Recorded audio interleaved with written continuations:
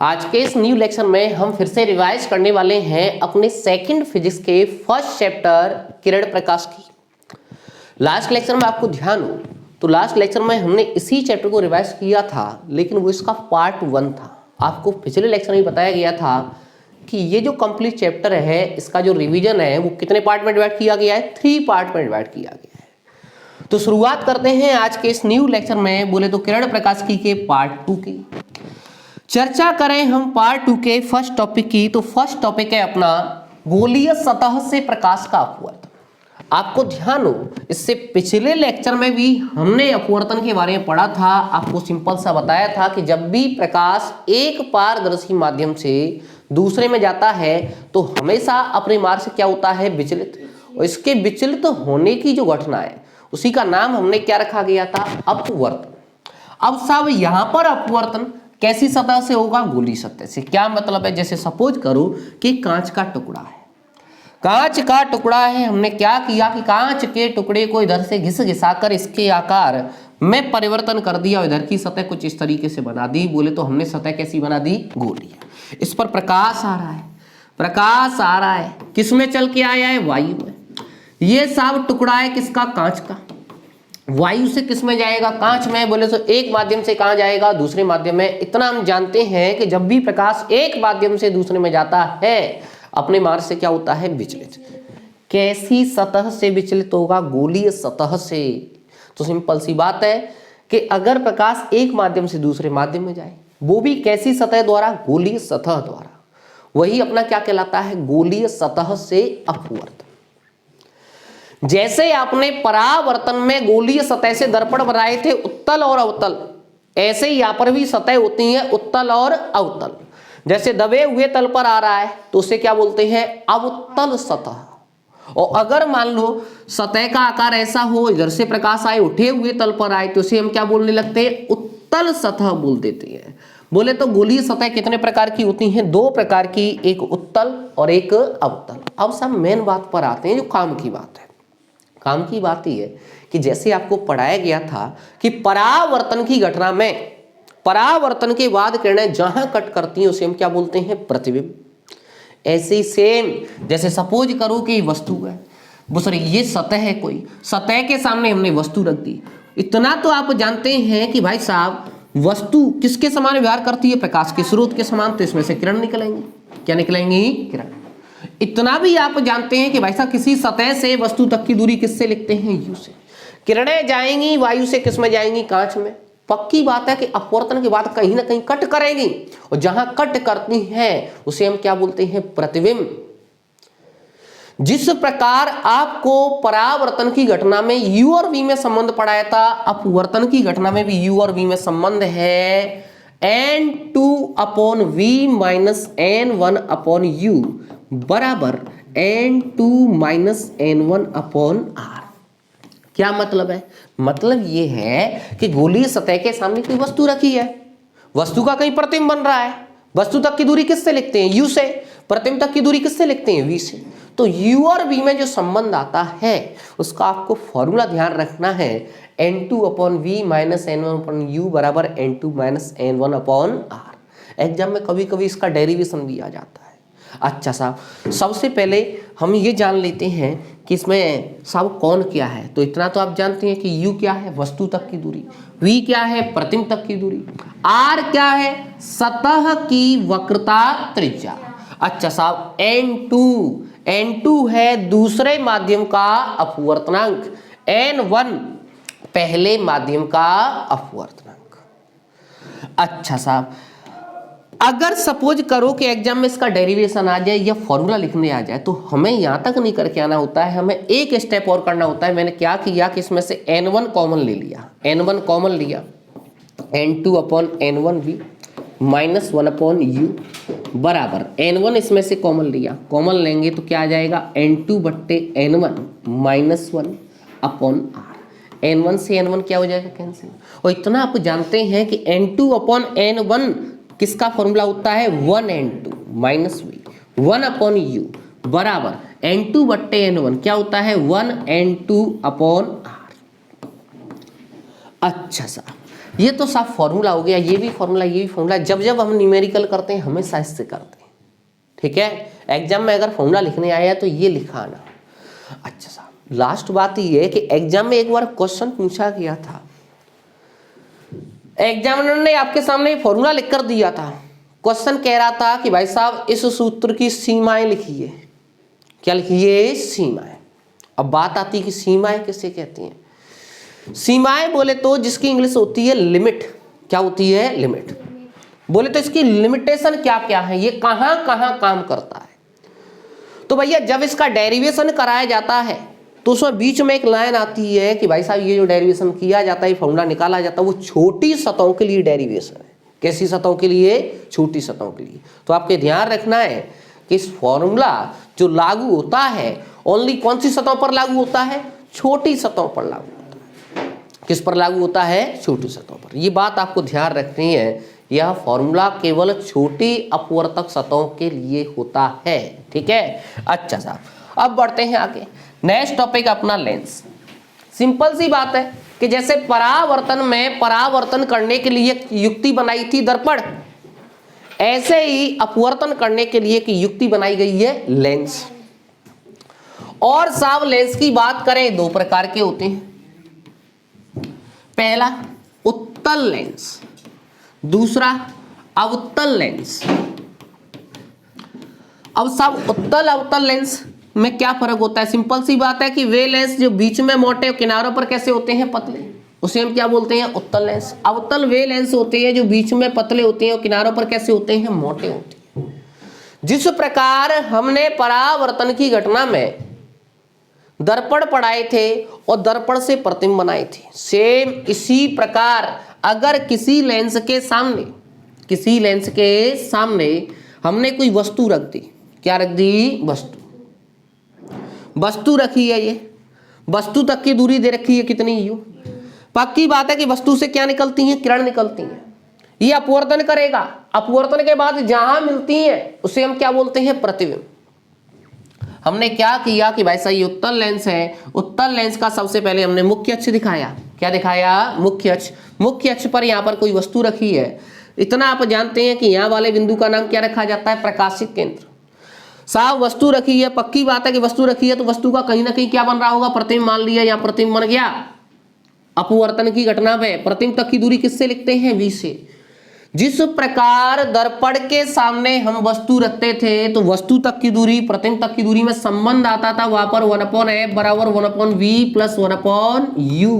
इसी प्रकार लेंस के लिए भी फॉर्मूला आता है, बस फर्क इतना है कि वहां पर प्लस आता है दर्पण में और यहां पर प्लस की जगह पर क्या हो जाता है? माइनस हो जाता है। बोले तो आपको ये ध्यान रखना है कि लेंस से अपवर्तन का सूत्र 1/f बराबर 1/v माइनस 1/e। f क्या होती है? फोकस दूरी। स्पेशल ये है कि भाई साहब ये लेंस की मुख्य फोकस दूरी होती है। क्या होती है? मुख्य फोकस दूरी।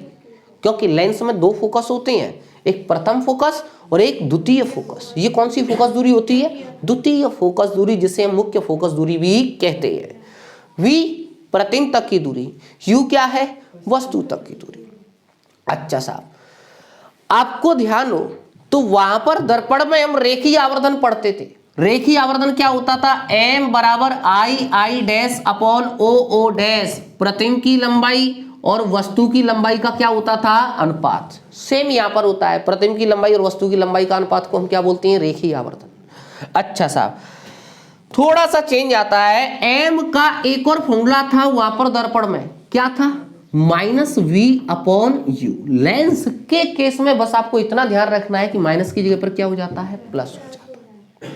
क्या हो जाता है? प्लस।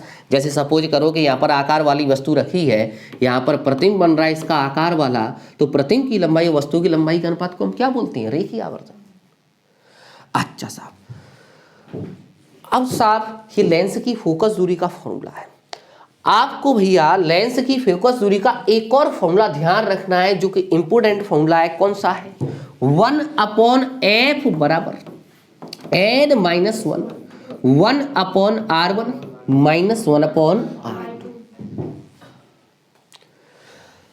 चर्चा करें हम इस सूत्र की जिसे लेंस मेकर सूत्र भी कहते हैं। क्या कहते हैं? लेंस मेकर सूत्र। लेंस मेकर सूत्र क्यों कहते हैं भैया? फोकस दूरी का, लेंस की फोकस दूरी का ये भी फॉर्मूला है, लेंस की फोकस दूरी का ये भी फॉर्मूला है। ये फॉर्मूला ऐसा है कि इसमें एफ न तो वी पर डिपेंड करती है ना यू पर। अगर तुम यू चेंज करते हैं ना तो इसमें क्या चेंज होता रहता है? वी। एफ चेंज नहीं होता।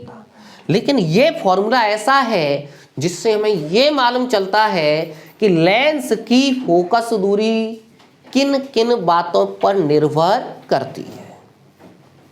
किन किन बातों पर निर्भर करती है बोले तो लेंस की फोकस दूरी डिपेंड करती है किस पर? अपवर्तनांक पर।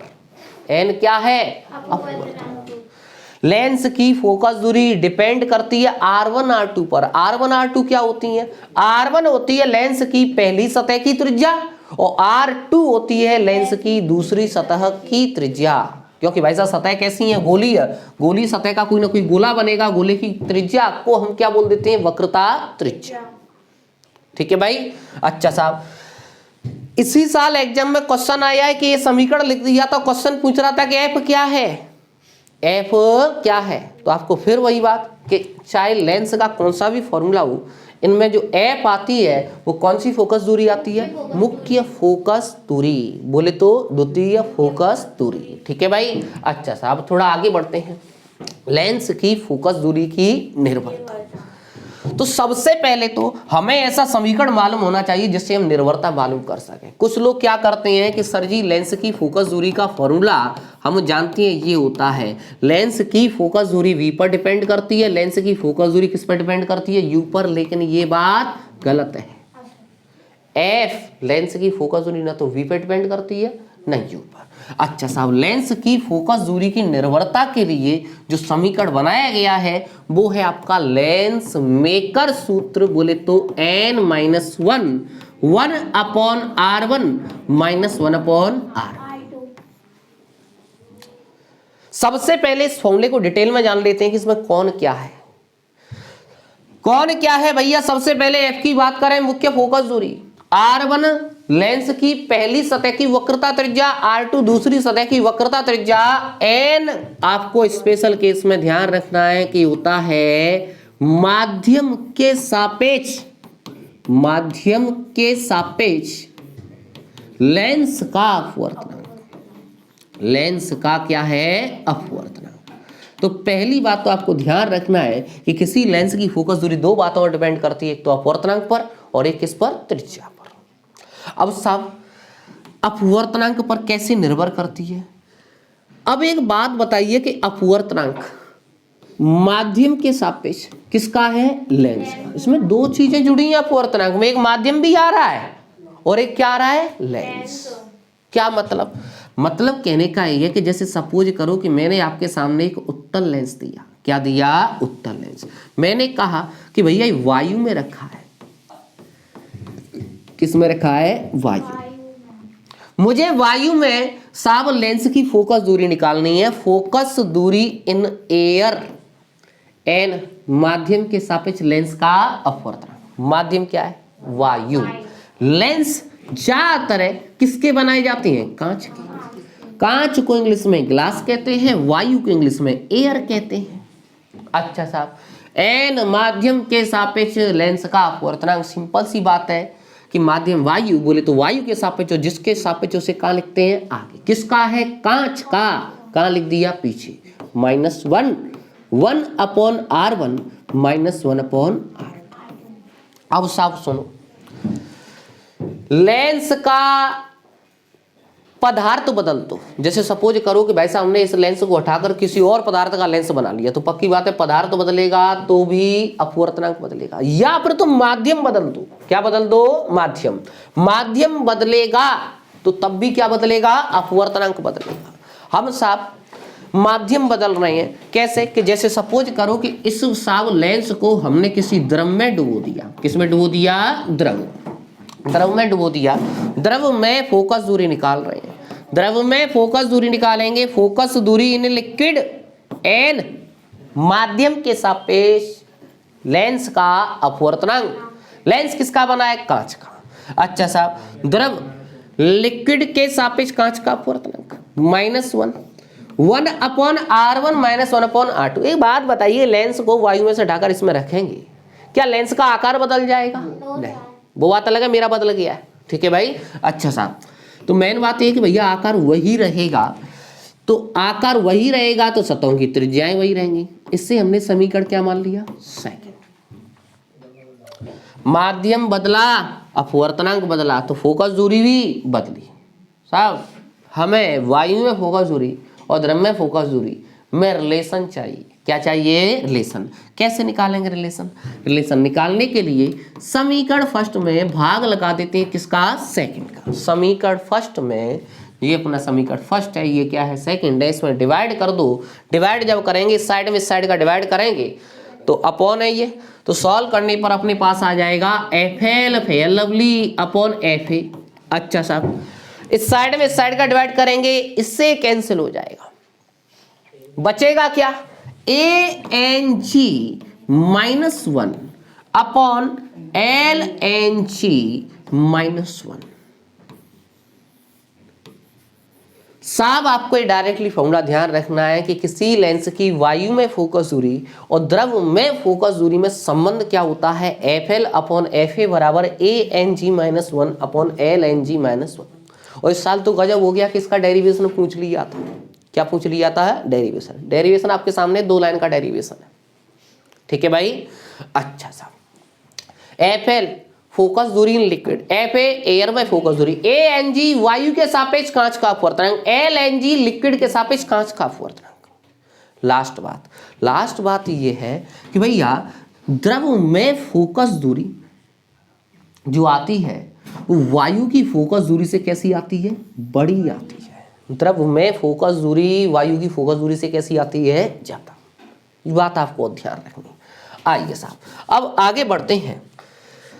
आगे साहब अपना जो नेक्स्ट टॉपिक है वो क्या है? लेंस की क्षमता। हाँ, एक बात और रहेगी इसमें। बात ये रहेगी कि अगर आपको बोला जाए कि किसी लेंस को हटाकर साहब बड़ी त्रिज्या का लेंस रख दिया, तो त्रिज्या बढ़ी तो फोकस दूरी बढ़ेगी, क्योंकि ये भी अपॉन में ये भी कायम है अपॉन। अब वैसे भी अंदाजा लगा लो यार, F बराबर क्या होता है? R बट्टे तो होता है। R बढ़ेगी तो F भी क्या होगी? बढ़ेगी। ठीक है। अच्छा साहब, लेंस की क्षमता के बारे में पूछ रहा है। सिंपल सी बात है कि किसी लेंस की क्षमता बोले तो शक्ति, जिसे रिप्रेजेंट करते हैं किससे? P से।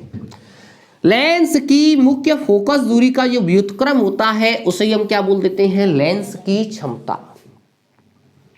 अगर परिभाषा कोई पूछता है तो परिभाषा या तो फॉर्मूले से ही लिख दो, किसी लेंस की मुख्य फोकस दूरी के व्युत्क्रम को हम क्या बोल देते हैं? क्षमता बोल देते हैं। या फिर अगर डिटेल में जाए तो डिटेल में भैया ये है कि लेंस का काम क्या होता है? प्रकाश किरण को अपने मार्ग से विचलित करना। तो लेंस द्वारा किसी प्रकाश किरण को विचलित करने की जो उसकी ताकत होती है उसे हम क्या बोल देते हैं? लेंस की क्षमता। इंपॉर्टेंट बात है कि फॉर्मूला याद रखना है। ठीक है। परिभाषा कम केस में पूछी जाती है। चर्चा करें इसके मात्रक की, तो संख्या का मात्रक होता नहीं है, दूरी का मात्रक मीटर होता है। मीटर को ऊपर ले जाएंगे, मीटर इनवर्स हो जाएगा, जिसे डायोप्टर कह देते हैं। क्या कह देते हैं? डायोप्टर। किससे लिख देते हैं? डी से। अच्छा साहब, अब आगे बढ़ते हैं। लेंसों के संपर्क संयोजन की कुल फोकस दूरी। क्या मतलब? मतलब ये है कि साहब लेंस संपर्क में रखे हैं। जैसे सपोज करो कि एक लेंस ये रहा, एक लेंस ये रहा, दोनों संपर्क में रख दिए। इस लेंस की मुख्य फोकस दूरी है F1 और इस लेंस की मुख्य फोकस दूरी कितनी है? F2। ये मत समझ लेना कि इसकी प्रथम फोकस दूरी F1, इसकी द्वितीय फोकस दूरी F2 है। ये मुख्य फोकस दूरी है दोनों की। ठीक है, F1 और F2। क्वेश्चन पूछ लेता है कुल फोकस दूरी कितनी होगी, इसका डेरिवेशन भी इंपॉर्टेंट है जो कि लेवल 2 में आएगा। ठीक है भाई। F1 प्रथम वो सॉरी पहले लेंस की मुख्य फोकस दूरी, F2 दूसरे की, कुल फोकस दूरी कितनी होगी? सर ये कुल निकालने का सिंपल तरीका होता है, ये सेम ऐसी बात है कि भाई साहब अगर मैं आपको बोल दूं कि इसकी फोकस दूरी है 10, इसकी फोकस दूरी कितनी है 20, अगर आपको टोटल पूछ ली जाए तो कुछ लोग क्या कर देते हैं कि 20 और 10 30। कुल निकालने में क्या है? ये तो हमने बचपन में चौथी पांचवी छठवीं क्लास में सीखा था। लेकिन लाला ऐसा नहीं है।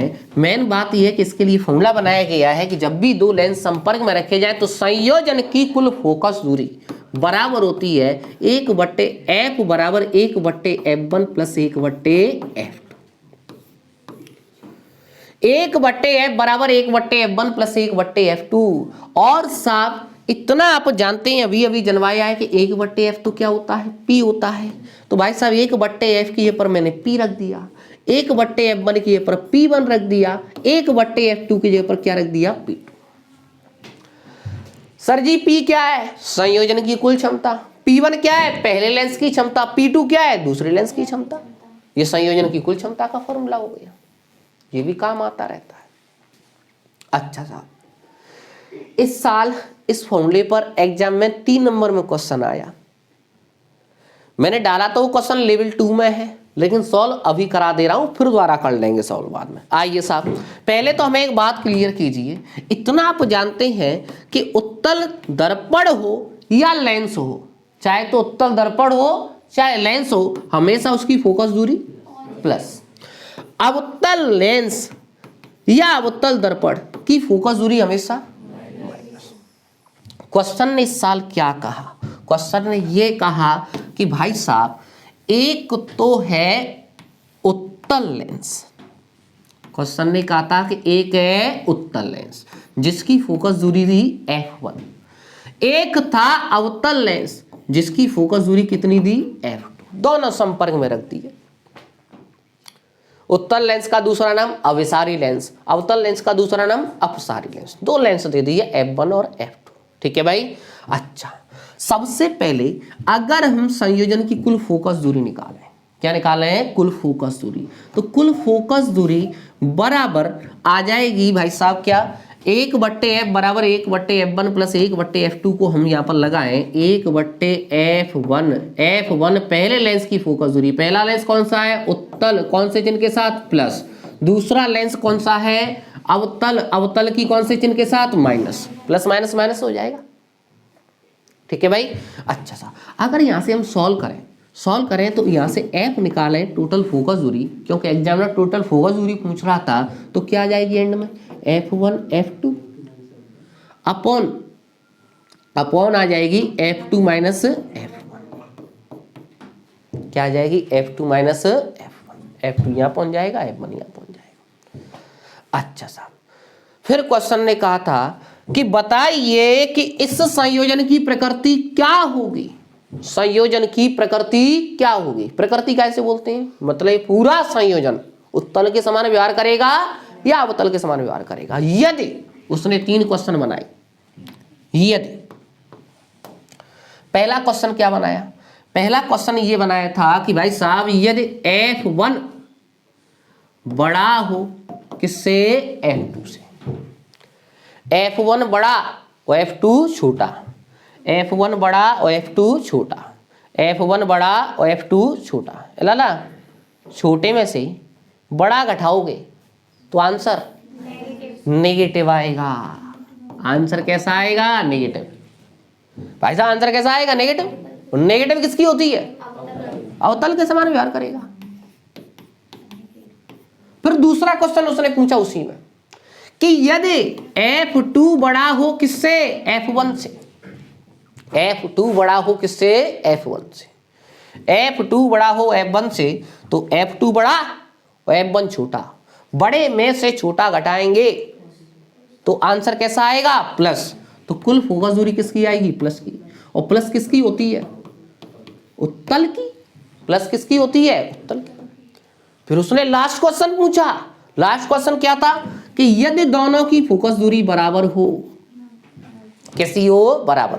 भैया बराबर में से बराबर घटाएंगे, 0, 0 का भाग लगाएंगे अनंत, 0 का जब किसी भाग लगाते हैं अनंत तो फोकस दूरी आएगी अनंत। अब इतना तुम बता दो कि अनंत किसकी होती है, समतल की। ऐसे करके 3 क्वेश्चन 3 नंबर में पूछे गए थे, 3 शब्द में सब 3 नंबर मिल रहे थे। ठीक है। क्वेश्चन भैया अब के जमाने में जो आ रहे हैं एग्जाम में, वो ऐसे नहीं आ रहे हैं कि फॉर्मूला ठोको आंसर पाओ। फॉर्मूला भी ठोकना पड़ता है, थोड़ा दिमाग भी लगाना होता है। ठीक है भाई, क्योंकि एग्जामिनर ये चाहता है कि एक ही क्वेश्चन में सब खजुजाती ज्ञान ले लो, क्योंकि एक क्वेश्चन माने साहब चिन्ह तुमंते पूछ ले। उसने ये नॉलेज तुमसे ले ली कि ये अवतल उत्तल जानता है कि नहीं। ठीक है भाई, तो मेन बात यह है कि साहब फिजिक्स समझने का सब्जेक्ट आपको समझना ही पड़ेगा ही। आइए साहब अब आगे बढ़ते हैं। आगे भैया क्या है, आगे अपनी क्वेश्चन प्रैक्टिस। मेन बात यह है कि आज जो हमने रिवाइज किया है उस पर कैसे कैसे क्वेश्चन बन के आते हैं वो सब, उनमें से आपका पहला क्वेश्चन आपके सामने क्या पूछ रहा है, लेंस की वायु में फोकस दूरी और द्रव में फोकस दूरी का अनुपात ज्ञात करो। इसी साल का है भैया, 2024 का है। ठीक है भाई, ज्ञात करो लेंस की वायु में फोकस दूरी ने एयर और फोकस दूरी ने लिक्विड का अनुपात ज्ञात करो। अबे अभी अभी ज्ञात किया, लेकिन अभी अभी हमने जो ज्ञात किया वो FL/FA आया था, ANG-1 LNG-1। इसमें क्या है, उल्टा है। सेम उसी तरीके से करोगे, एक बार लेंस वायु में रखोगे, एक बार लेंस किस में रखोगे, द्रव में। भाग लगा दोगे तुरंत से अपने पास क्या आ जाएगा, आंसर आ जाएगा। ठीक है भाई, ये डेरिवेशन आया था इस साल। चलो भाई नेक्स्ट क्वेश्चन। नेक्स्ट क्वेश्चन भैया ऐसा क्वेश्चन है कि हर साल सा आता रहता है, बहुत इंपोर्टेंट की घात अनंत। इंपोर्टेंट की घात अनंत तो उसको बोलते हैं जो हर साल आते हैं। ठीक है, अच्छा साहब, दो लेंस जिनकी शक्तियां बोले तो क्षमता, एक की है 4 डायोप्टर और एक की कितनी है, -2 डायोप्टर। पहले लेंस की क्षमता किससे लिखी, P1 से, दूसरे की किससे लिखी, P2 से। एक की क्षमता प्लस आई है, एक की क्षमता कैसी आई है, माइनस। मतलब एक उत्तल होगा, एक क्या होगा, अवतल। संपर्क में रखें संयुक्त फोकस दूरी, संयोजन की प्रकृति और संयोजन की क्षमता। कुल क्षमता ज्ञात करनी है। क्षमता को किससे लिख देते हैं, P से, P नेट।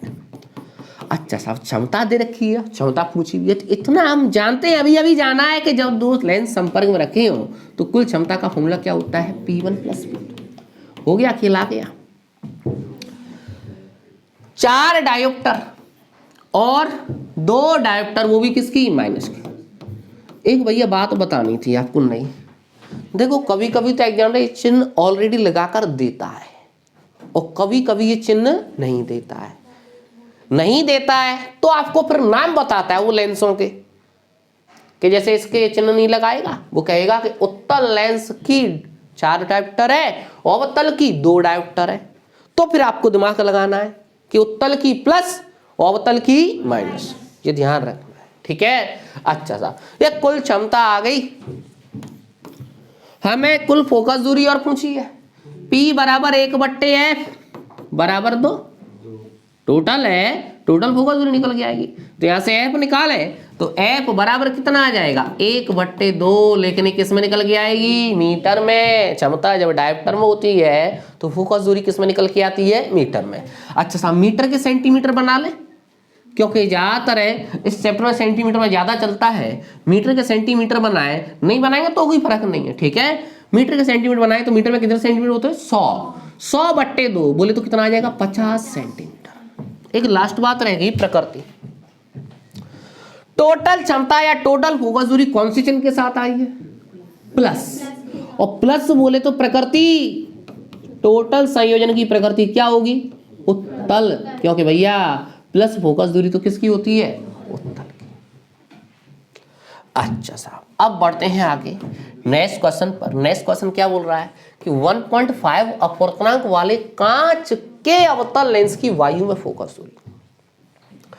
1.5 अपवर्तनांक वाले कांच के अवतल लेंस की फोकस दूरी। भैया कांच का अपवर्तनांक दे रखा है, ये ग्लास का अपवर्तनांक, और कांच के द्वारा कौन सा लेंस बनाया गया है, अवतल लेंस की वायु में फोकस दूरी। फोकस दूरी इन एयर, फोकस दूरी इन एयर कितनी है, 20। कौन से लेंस की, अवतल। कौन से चिन्ह के साथ, माइनस, अवतल है।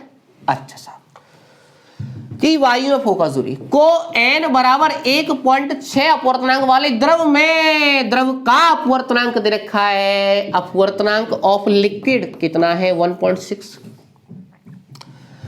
डुबोने पर फोकस दूरी, डुबोने पर फोकस दूरी, द्रव में डुबोने पर फोकस दूरी बोले तो फोकस दूरी आपको पूछ रहा है किसमें, द्रव में। फोकस दूरी इन लिक्विड पूछी है, और क्या पूछी है, प्रकृति।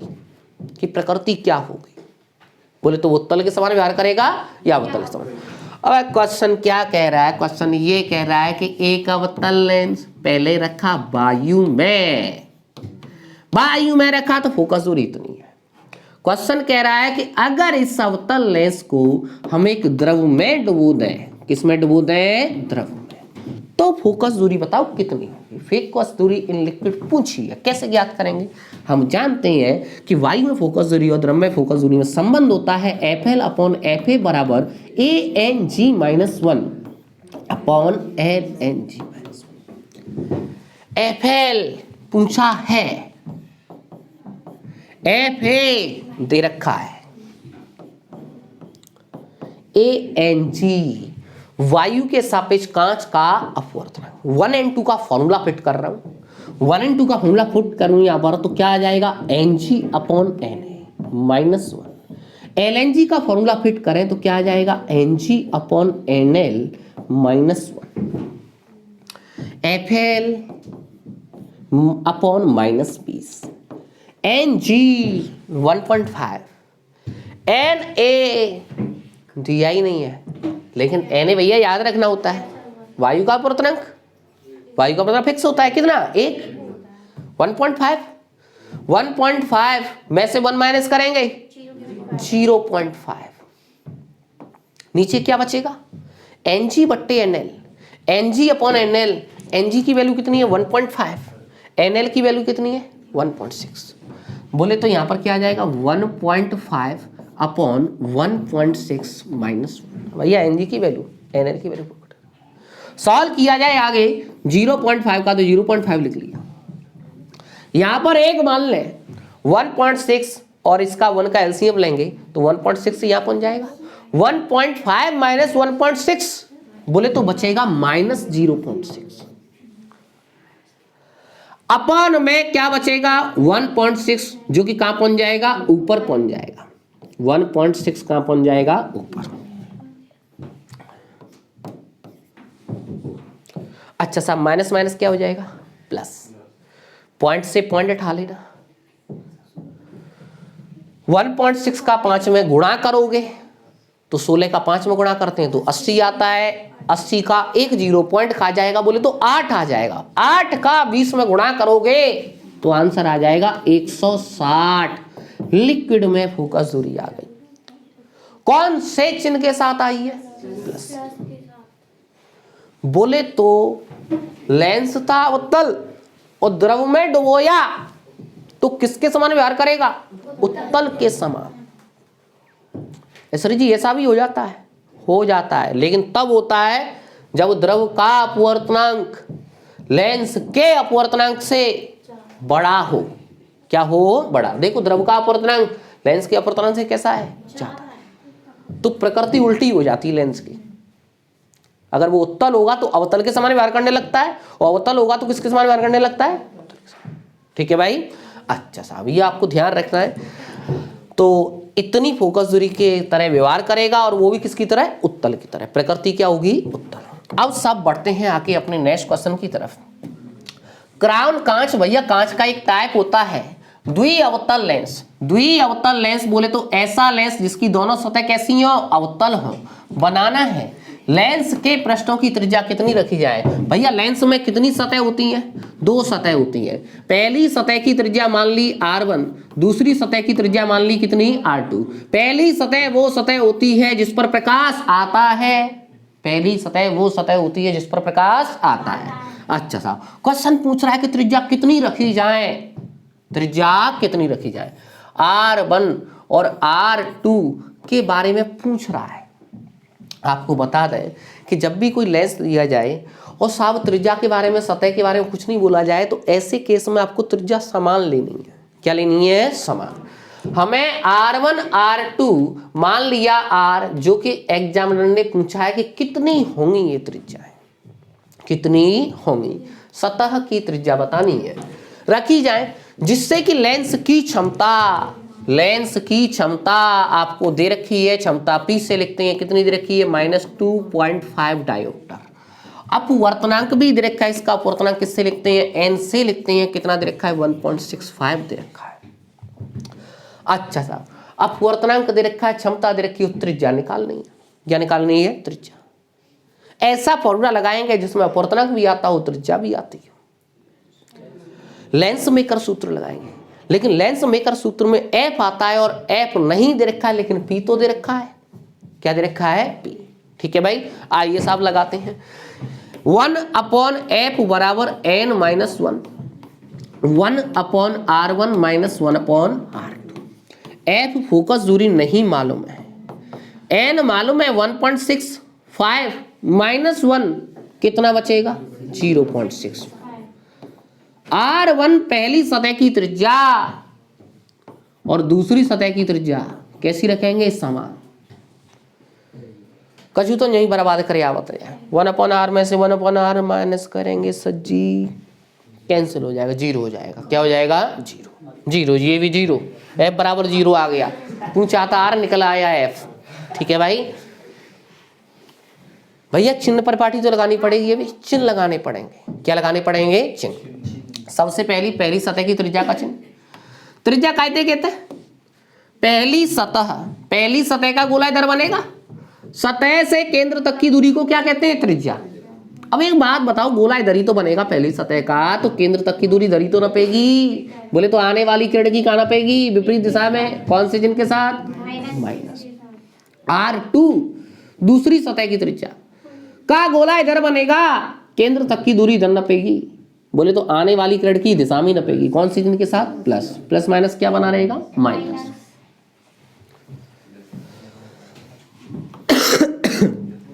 अब साहब 1/f बराबर 0.65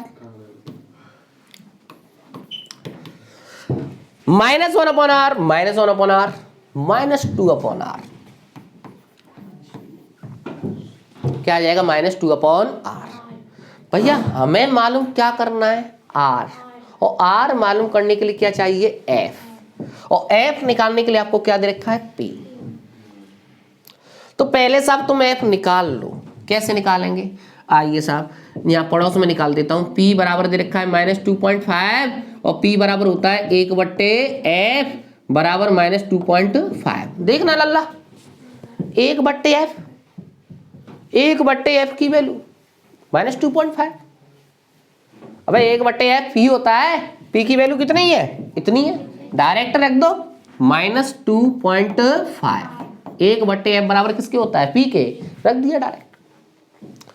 बराबर 65 का 2 में मल्टीप्लाई करें, 65 दूनी 130, 130 बोले तो आ जाएगा -1.30। बस 3 तक बहुत है, इतना ही आएगा गुणा अपॉन r। माइनस माइनस क्या हो जाएगा? प्लस। r को इधर ले आएंगे, कितना आ जाएगा? 13/25।